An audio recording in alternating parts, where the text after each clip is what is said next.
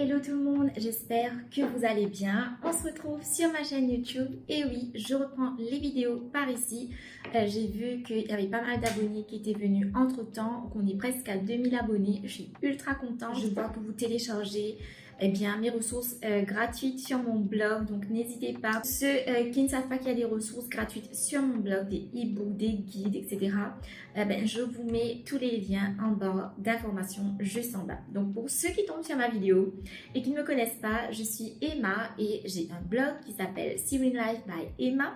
J'ai aussi cette chaîne YouTube et j'ai mon compte Instagram où je vous publie des vidéos et du contenu éducatif surtout par rapport à mon expérience en tant qu'entrepreneur, en tant que jeune femme mauricienne, les difficultés que j'ai rencontrées aussi dans ma vie, comment est-ce que ça peut vous aider. Je parle beaucoup d'investissement, de finances, de budget, d'économie d'argent, etc., etc. Donc si tous ces sujets vous intéressent, n'hésitez pas à vous abonner et à me suivre sur mon compte Instagram. Je vous mets le lien en bas d'informations. En ce qui s'agit du sujet d'aujourd'hui, on va parler de freelancing. Donc vous êtes beaucoup ces dernières semaines à m'avoir posé plein de questions, surtout que j'ai partagé beaucoup de contenu à propos de ce sujet-là sur mon compte Instagram. J'ai fait quelques vidéos et Day in my life et Week in my life et je pense que ça vous a plu de voir ma vie de nomade et je pense que ça vous intéresse aussi de savoir comment se lancer à son propre compte, comment devenir freelancer ou comment devenir self-employed, tout simplement à l'île Maurice et comment se lancer. Donc j'ai reçu beaucoup de messages de gens sérieux et plus ou moins sérieux, on va dire, qui veulent se lancer et qui me demandent pas mal de conseils. Donc, je me suis dit qu'au lieu de répondre à des messages un à un, je reçois beaucoup de messages, ça me prend beaucoup de temps de vous répondre un à un. Donc, je me suis dit, je vais faire une vidéo directement. Et je m'excuse déjà pour le bruit. Donc, encore une fois, il y a des travaux qui durent depuis des siècles et des siècles. À chaque fois, je vous dis la même chose, mais il y a une construction qui dure depuis 1 an et demi, depuis 2 ans même. Je dirais à côté de chez moi et ça n'en finit pas. Donc, il y a quelques petits bruits. Donc, je m'excuse déjà. J'ai essayé de mettre une petite musique par-dessus pour que vous n'ayez pas trop ce bruit-là. Aujourd'hui, je vais vous expliquer mon parcours, comment je me suis lancée, quels sont les meilleurs conseils que je peux vous donner si vous vous lancez maintenant. Et je pense faire une série de vidéos à ce sujet. Si bien sûr ça vous tente, dites-le moi d'ailleurs en commentaire. Si ça vous intéresse, je vous fais plein de vidéos sur le sujet, comment se lancer, comment trouver des clients, comment se vendre tout simplement, comment est-ce que vous pouvez faire que votre entreprise elle dure dans le temps parce que bien souvent, beaucoup de gens se lancent à leur propre compte et puis après, peut-être 6 mois, après 1 an, se cassent la figure et puis doivent trouver une autre solution, doivent trouver un job.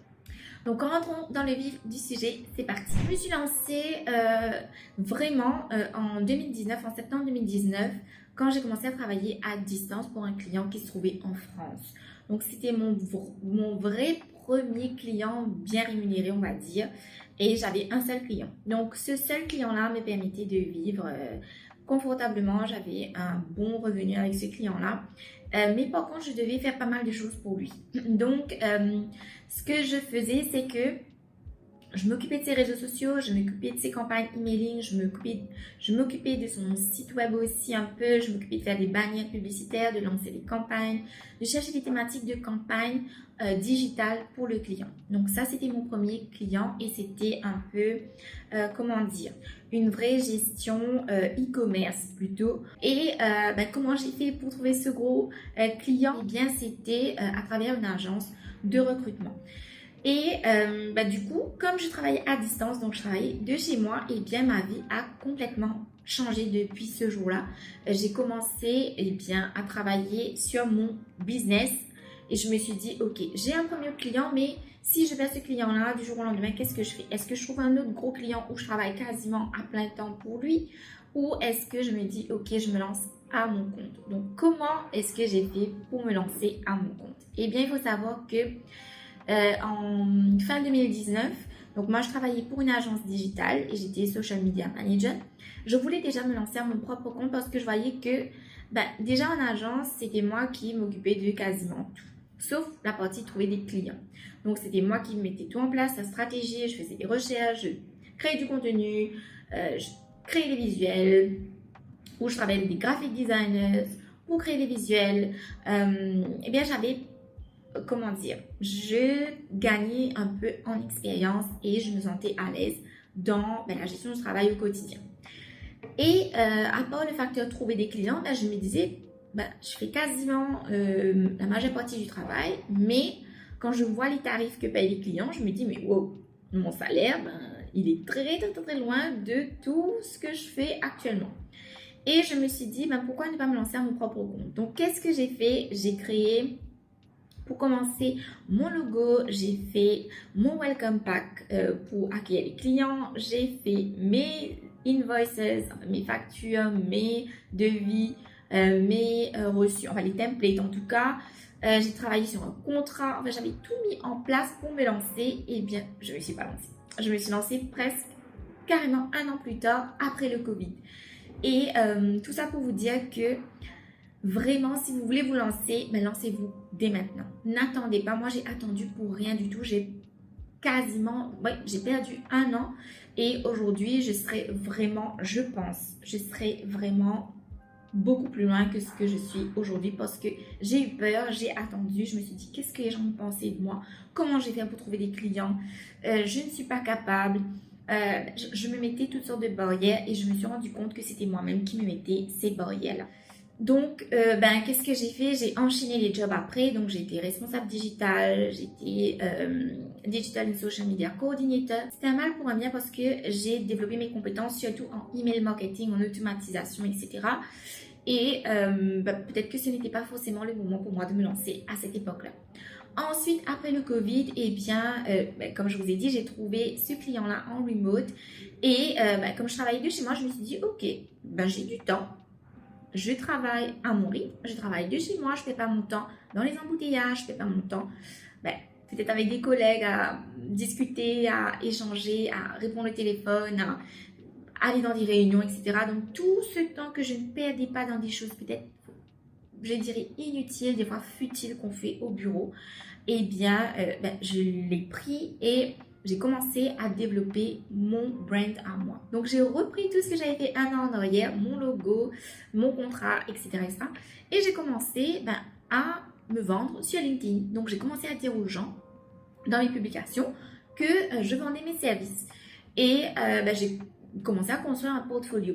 Donc, avec les expériences que j'avais dans le passé. Donc, j'avais travaillé en agence, j'avais travaillé en entreprise et j'ai pris toutes les choses que j'avais faites, les campagnes emailing, les posts réseaux sociaux, les articles de blog, etc. J'ai mis tout ça dans un portfolio et je l'ai mis sur LinkedIn.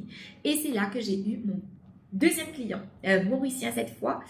Et ça a commencé comme ça. Donc, avec mon deuxième client, j'ai commencé à côté à faire des vidéos sur YouTube.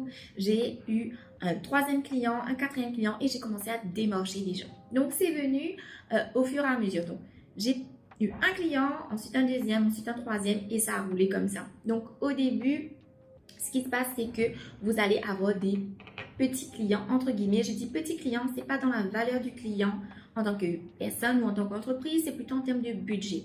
Donc, vous aurez des clients qui n'auront pas forcément le budget et qui vont passer par des freelancers parce que ça coûte moins cher que de passer par une agence ou de recruter quelqu'un à plein temps. Donc, j'ai commencé comme cela. J'avais des clients qui avaient un très petit budget, donc 4 000 roupies, 6 000 roupies par mois. Et il fallait trouver des clients en masse parce qu'avec 4 000 roupies et 6 000 roupies, ça faisait le salaire minimum. Donc, je ne pouvais pas vivre, je ne pouvais pas payer mes dettes, etc. Donc, ce qui fait que il faut commencer quelque part. Ensuite, ce que j'ai fait, j'ai créé un compte sur Fiverr entre-temps et j'ai mis mon portfolio également sur Fiverr. J'ai mis des exemples de ce que je pouvais faire et j'ai commencé à avoir des clients. Et encore une fois, Fiverr, c'est des revenus, encore une fois, qui ne sont pas énormes. Enfin, sauf, ça dépend des services que vous vendez. Moi, je vendais surtout du copywriting et des e-books. Et j'avais mis un exemple, j'avais eu une commande de 2 e-books qui était l'équivalent de, je me rappelle plus, $400, je crois. Un truc comme ça, donc $400 quand même. Ça fait pas mal de sous pour nous. Du coup, Fiverr, ça dépend des services que vous vendez. Soit vous visez la masse et vous vendez beaucoup et vous faites plein de choses. Soit vous vendez des services qui prennent plus de temps mais qui sont plus onéreux. Donc, j'ai commencé à travailler comme ça. Donc, grâce à Fiverr aussi, j'ai une exposition internationale. Donc, j'ai écrit des e-books pour des clients aux États-Unis. Par exemple, j'ai écrit un e-book sur quelles sont les méthodes pour avoir un emprunt immobilier plus facilement à travers les banques et à travers d'autres organismes qui existent aux États-Unis. Donc, c'est beaucoup de travail de recherche, mais c'était super intéressant et c'était bien rémunéré. Donc, j'ai eu un client aux États-Unis, j'ai eu des clients en Afrique, pas mal de clients en Afrique, au Maroc. J'ai eu des clients en Australie, j'ai écrit un e-book d'ailleurs pour un Australien. J'ai eu un client en Angleterre pour des articles de blog. Donc j'ai eu pas mal de clients, surtout en copywriting à travers le monde entier. J'ai eu un client à Dubaï sur Facebook pour faire des posts réseaux sociaux dans l'immobilier. Donc j'ai eu une exposition internationale grâce à Fiverr et aussi à mon client français.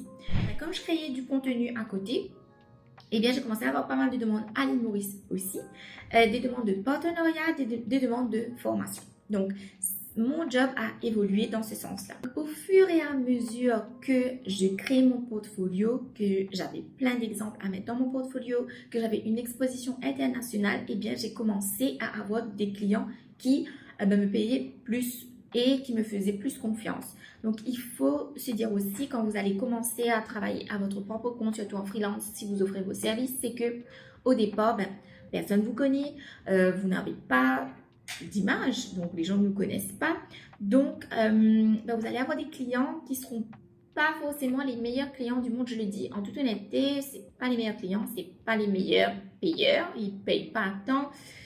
Ils vont vous demander de faire plein de choses qui sont en dehors du scope of work, donc vous allez potentiellement faire plein de choses qui sont gratuites, vous n'allez pas gérer votre temps. En tout cas, moi, ça m'est arrivé et j'ai discuté avec d'autres gens aussi qui sont dans le même domaine que moi. Enfin, dans l'entrepreneuriat, c'est la même chose. Donc, au départ, vous allez galérer, honnêtement. Et je dirais que travailler en freelance, c'est surtout sur le long terme. Donc, au départ, vous allez galérer, vous allez avoir des clients qui sont pas gentils, qui vous parlent mal, qui ne vous payent pas à temps, qui ne veulent pas vous payer, qui veulent le service rapidement, qui prennent le service, qui l'utilisent, qui le publient, mais qui vous payent dans 2 mois. Donc, tout ça, il faut le prendre en considération. Et je pense que j'ai fait d'autres vidéos là-dessus, surtout gérer vos finances, gérer les paiements des clients, gérer les clients, les relations clients, etc.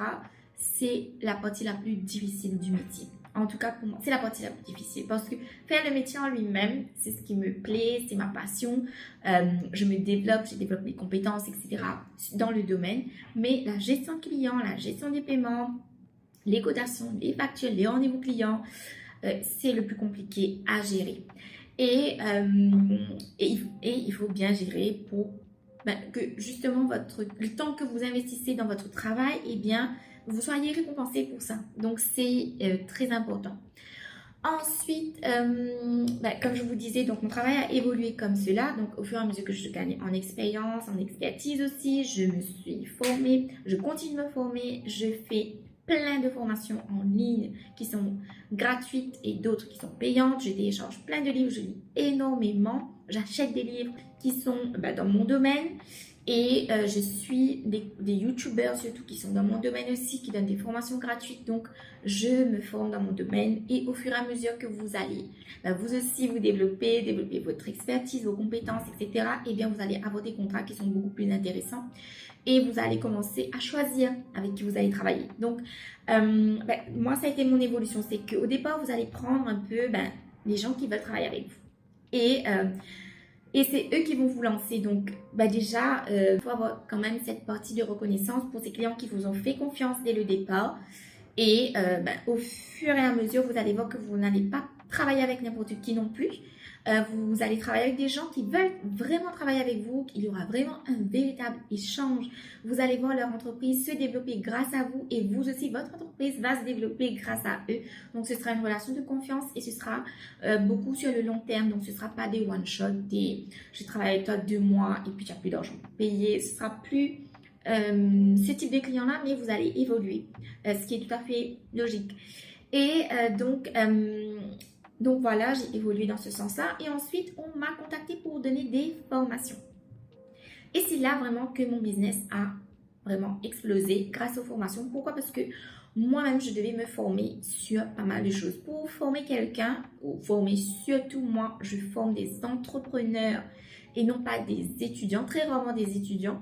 Donc le niveau, est assez élevé. On a beaucoup d'attentes de vous, beaucoup d'exigences et surtout que les formations que je fais, moi, c'est du coaching one-to-one. Donc, les gens demandent des formations en one-to-one avec moi et c'est sur des thématiques précises. Donc, ils ont des problèmes dans leur entreprise et ils veulent des solutions. Donc, moi, c'est vraiment prendre l'entreprise et plonger dans l'entreprise, voir ce qu'ils font sur les réseaux sociaux, quelles sont leurs campagnes emailing qu'ils font actuellement, les publicités Facebook, etc.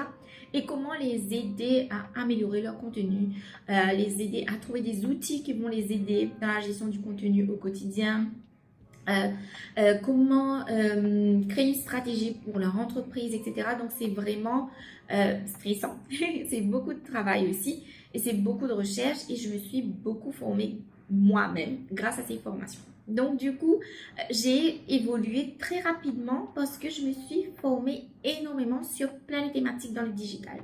Et c'est comme ça maintenant que j'ai une certaine, comment dire, un certain aplomb maintenant. J'ai pris confiance en moi. Je peux aller en rendez-vous client et dire ça, ça va pas, ça va pas. Vous devez faire ça, vous devez faire ça. Je vous conseille de faire ça. Je peux faire une stratégie. Donc, comment dire, j'ai évolué au fur et à mesure que mon travail a évolué tout simplement. Donc, je pense que tout le monde passe par cette phase-là. C'est que vraiment, vous avez besoin de vous mettre dedans, de vous lancer, de faire vos expériences. Et du coup, aujourd'hui, en 2022, eh bien, mon entreprise a nettement évolué. Donc, au lieu de passer excusez-moi, à travers une autre agence pour faire des formations, donc d'être formatrice, je suis devenue, j'ai moi-même lancé mes propres formations en ligne.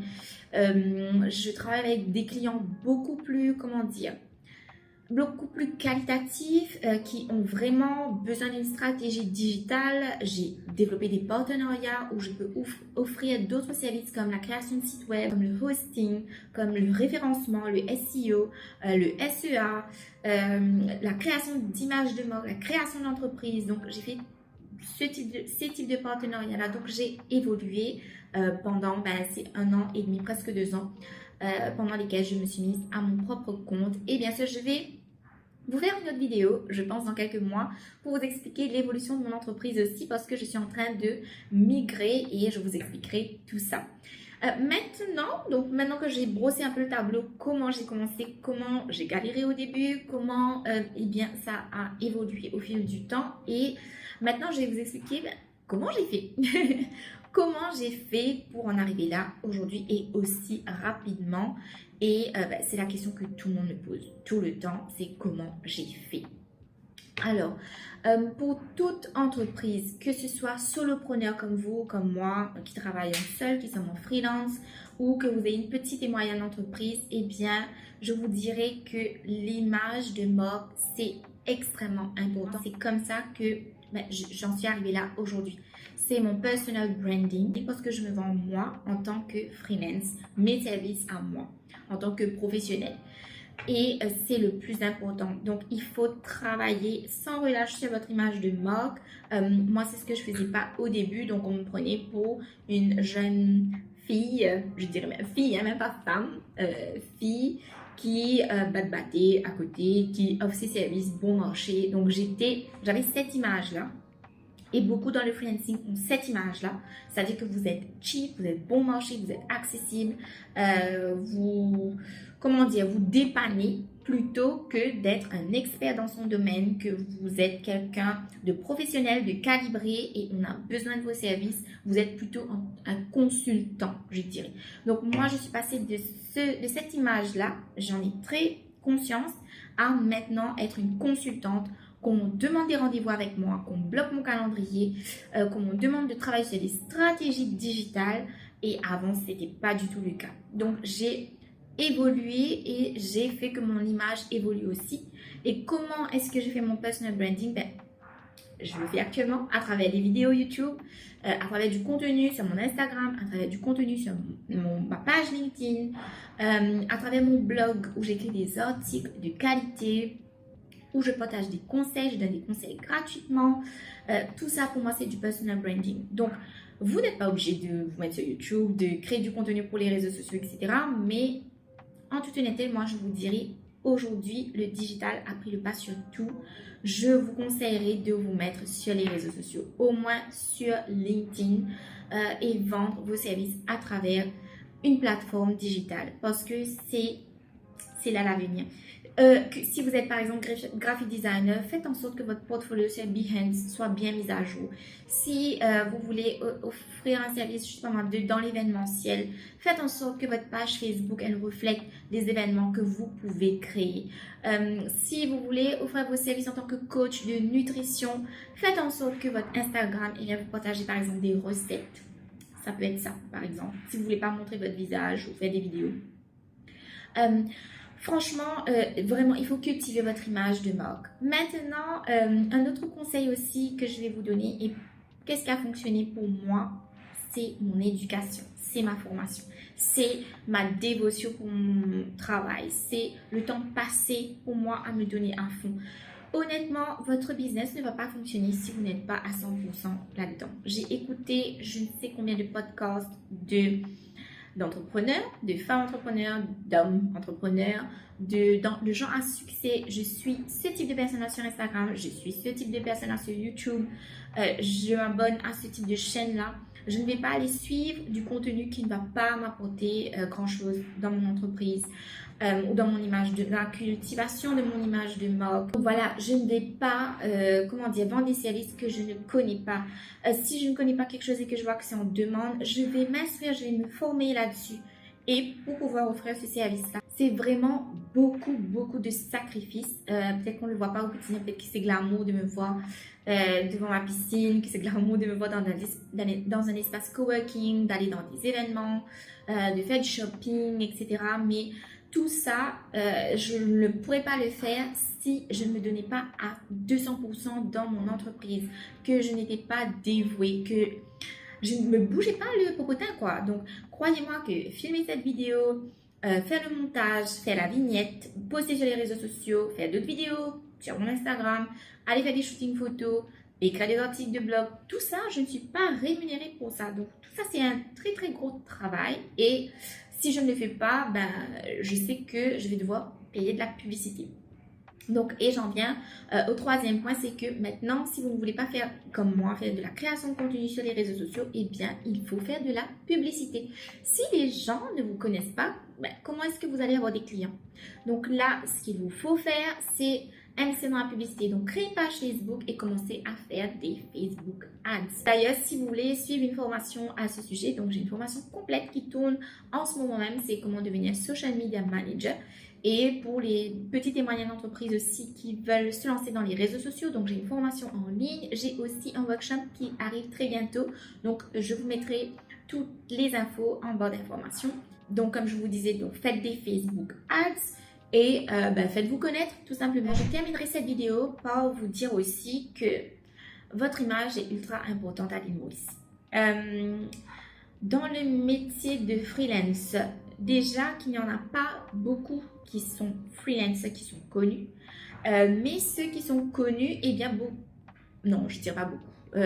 Certains sont connus pour être des arnaqueurs. Donc, je vais vous donner quelques exemples. En tout cas, dans mon domaine, c'est comme ça. C'est un cercle qui est assez petit.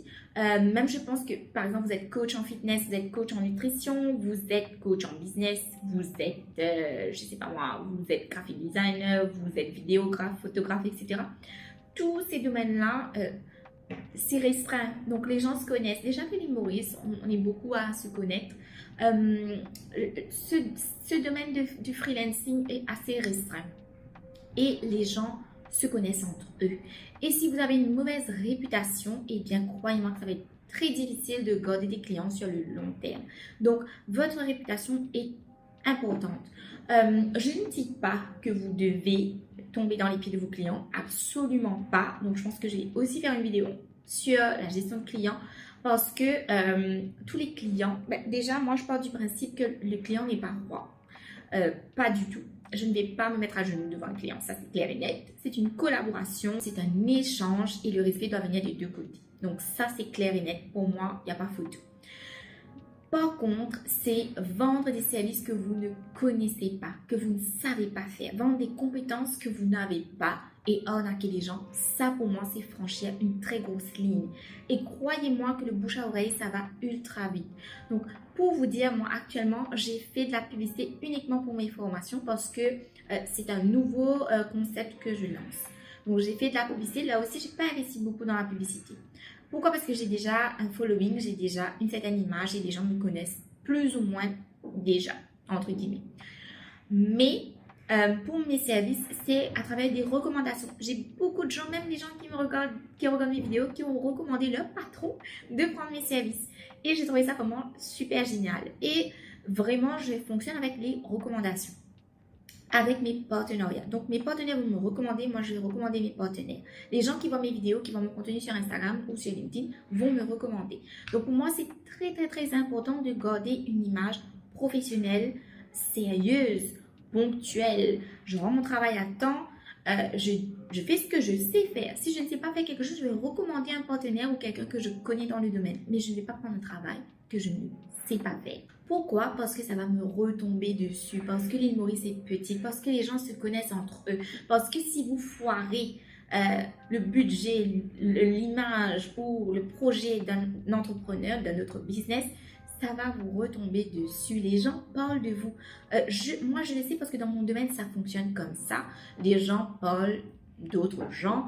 Je connais les gens de par leur mauvaise réputation. Je ne les connais pas personnellement, mais je les connais de par leur réputation parce que j'ai des clients qui sont passés peut-être avec eux au préalable et finalement sont venus soit vers moi, soit vers un partenaire, soit quelqu'un que je connais. Et votre image, elle est ternie ultra rapidement. Donc, je vous aurais vraiment conseillé d'être honnête dans ce que vous pouvez faire. Ne prenez pas des projets que vous ne pourrez pas assumer. Ça va vous retomber sur le dos. Et je dis ça pourquoi? Parce que je connais, j'ai formé des gens, que ce soit ici à l'île Maurice ou à l'étranger, où j'ai été en contact avec des gens, j'ai des gens qui m'ont envoyé plein de messages sur Instagram, etc., qui veulent se lancer mais qui ne savent pas dans quoi. Et si vous ne savez pas dans quoi, c'est que vous n'êtes pas prêt ou que vous n'êtes pas confiant des compétences que vous avez. Donc si vous ne savez pas qu'est-ce que vous pouvez offrir, n'offrez pas de service. Moi, c'est le conseil que je vous donne.